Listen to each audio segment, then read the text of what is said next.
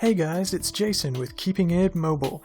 Today I've got the Moto 360, the first Android watch to feature a round screen and still one of the most beautiful.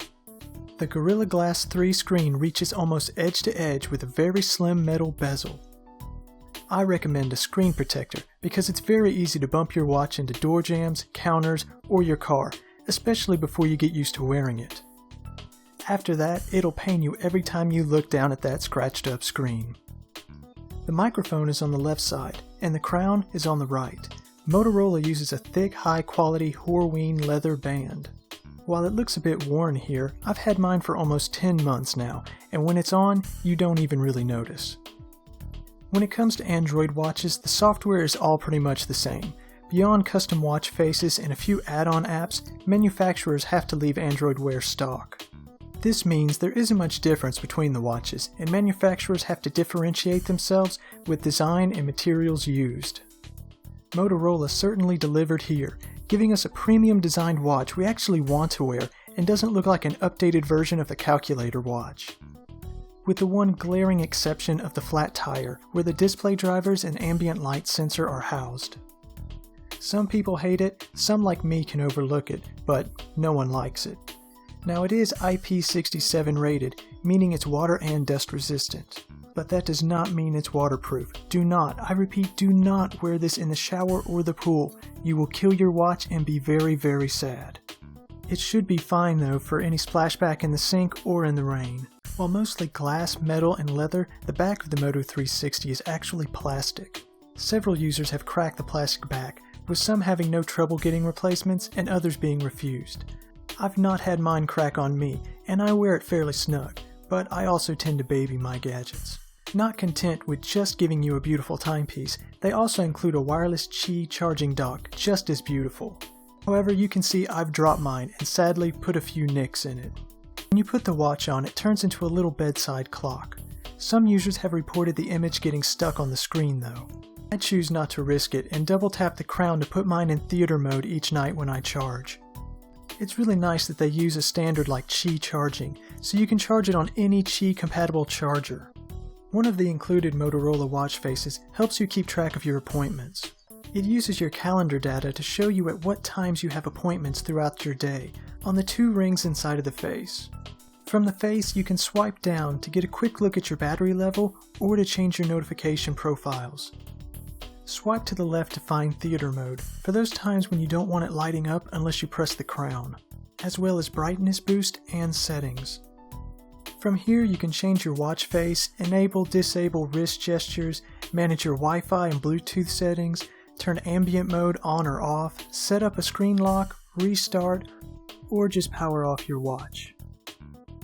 When you get notifications, little cards pop up from the bottom of the screen and you get a little vibration on your wrist. Otherwise, you swipe up to interact with them. Like this message, you swipe left to view the conversation and again to reply, open on phone, or block notifications from the app. Swipe right to go back through all the options. Reply will allow you to speak your reply directly to the watch, or you can scroll up for a number of canned responses. Although, it would be nice if we could edit or create our own. With email notifications, you can actually read the whole email, as well as swipe to the left to delete, archive, reply, open on phone, or block notifications. This is one of my favorite things to do, browsing and deleting emails right from my watch. Once you get to the main notification, you can swipe right again to dismiss it from both the watch and your phone. Quick swipe down will give you the option to undo it if you dismissed it by accident though. Watch faces can be changed by long clicking on your current face. This can actually be quite annoying, as it can be easily activated by touching on your skin whenever you cross your arms or it touches your leg. Motorola includes several faces, and you can download even more from Google Play. Those with the gear icon allow you to change settings like the color or whether or not to include the date. Some of my favorite features are the voice commands with the Moto 360. You can set a timer quickly just by saying, "OK Google, set timer," and the duration. This comes in handy a lot when cooking. Another great one is setting reminders. I don't know about you, but I'm always forgetting things.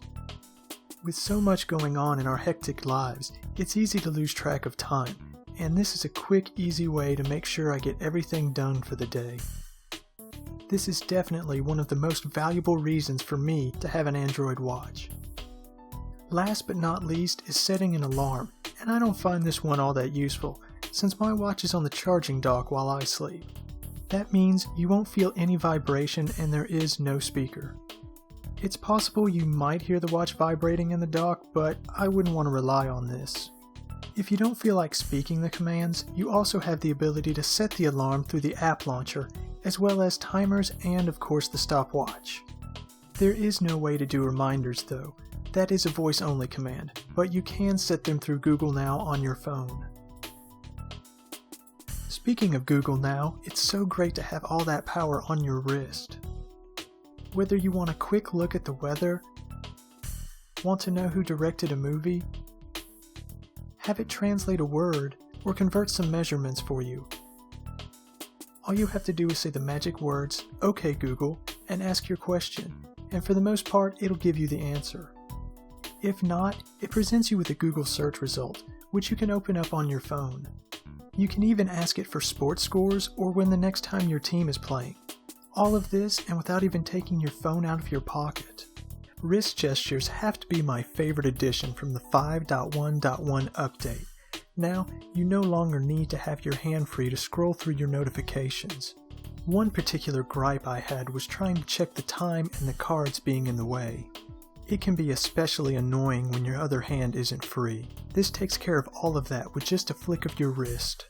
I did have to enable this from the settings as it wasn't on by default after the update. You can set up a pattern unlock on your watch just like your phone for when it's been disconnected from Bluetooth. It's a great little security setting. Speaking of being disconnected from your phone, Google Play Music allows you to copy music onto the watch and playback connected to Bluetooth headphones or a speaker.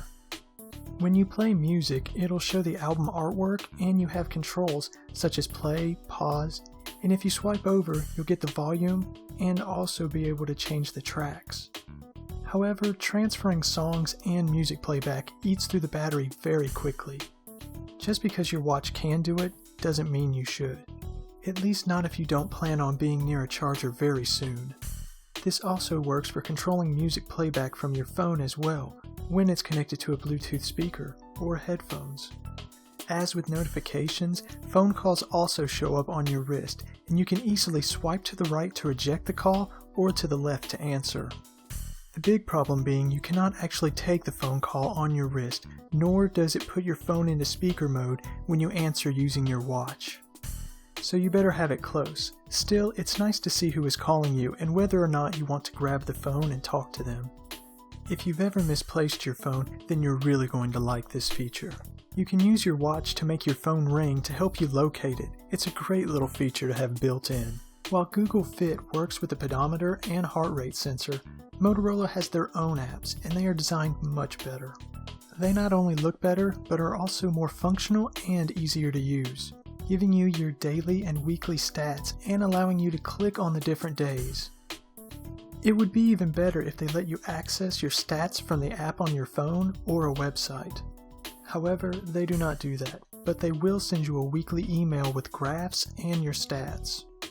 Still, the stats aren't all that useful because the pedometer wasn't accurate at all for me. There is also a heart rate monitor on the back. It can be launched by saying, "Okay Google, check heart rate," or by navigating to the app using the app launcher. When compared to the one on my Note 4, they had very similar readings. You will have to stand still and not speak while taking the reading, and it can take a while for it to work. Motorola also includes a companion app called Connect to help you manage your Moto 360. With it, you can customize their included watch faces much easier and push those updates directly to your watch. It also has a section for their Moto Body apps. Sadly, you cannot view any of your stats collected with the watch here. You can only enter your body profile. There is also a map to help you locate your watch, as well as a shortcut to open up the Android Wear application on your phone, where you can manage all the faces for your watch you've downloaded and switch them. Under that is a shortcut to the Android Wear section of the App Store, giving you access to all the latest apps and watch faces. Dive into the settings and you'll be able to manage your list of blocked apps, as well as view more options for your watch. You can even check to see which apps are eating up the space on your watch or which ones are eating up your battery life. Battery life is quite good for my usage, but I'm a light to moderate user and everyone uses products differently. I find that most days I never drop below 40% battery by the time that I go to bed.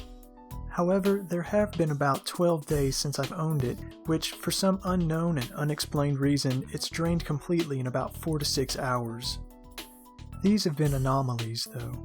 If you look at this screenshot, however, you'll see how badly it drops when you transfer songs using Bluetooth, or when you use it for music playback.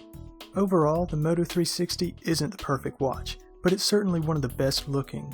With version 2 being released in the very near future, this one will just keep dropping in price, and it's the cheapest, stylish way to get into Android Wear.